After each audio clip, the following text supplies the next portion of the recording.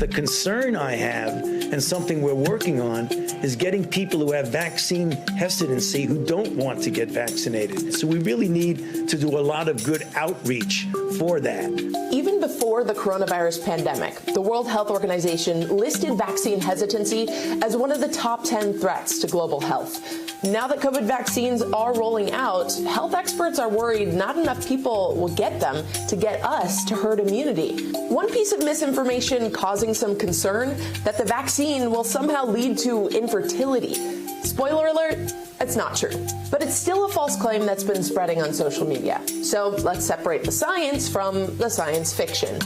It all started with this image shared by users on social media. Now, there's a lot in this image that just isn't true. The doctor mentioned in the post is not the head of research at Pfizer. The image also falsely claims the vaccines contain a protein called syncytin-1. That's a protein that's necessary to have the placenta form. When a woman becomes pregnant, you need the placenta that attaches the embryo. So it has a protein in it. That there was a scientist who said that this protein was going to be attacked by the antibodies that result from this vaccine.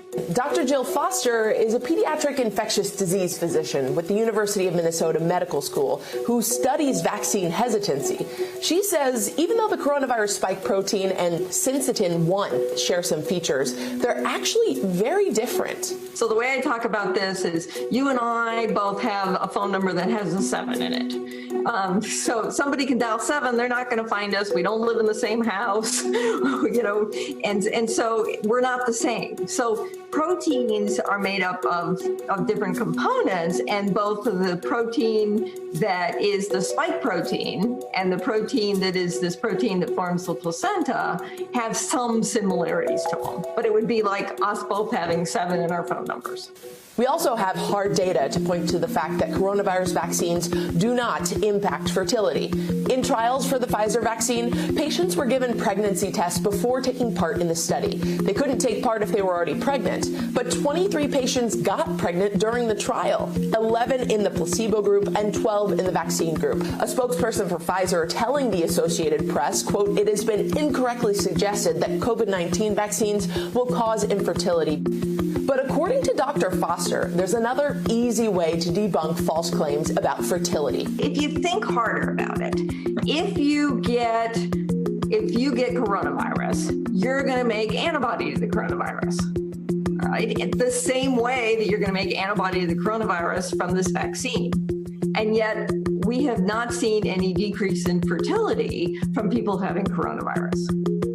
So if you're going to say that the vaccine causes it, you would also have to say that the disease causes it, and we've just not seen that. If you're pregnant or breastfeeding, health officials say to talk to your doctor before getting vaccinated. Clinical trials for pregnant patients haven't started yet. However, we do know that patients who contract COVID while pregnant are at a higher risk of severe illness. They are much more likely to end up needing a ventilator, end up in an ICU, and that's both very bad for them, and it's also very bad for the fetus.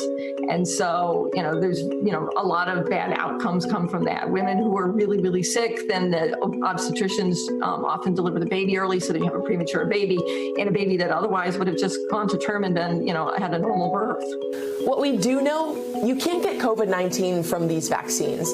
Dr. Foster says if you see a scary claim going viral online, check with a reputable source. Things get amplified so quickly in social media.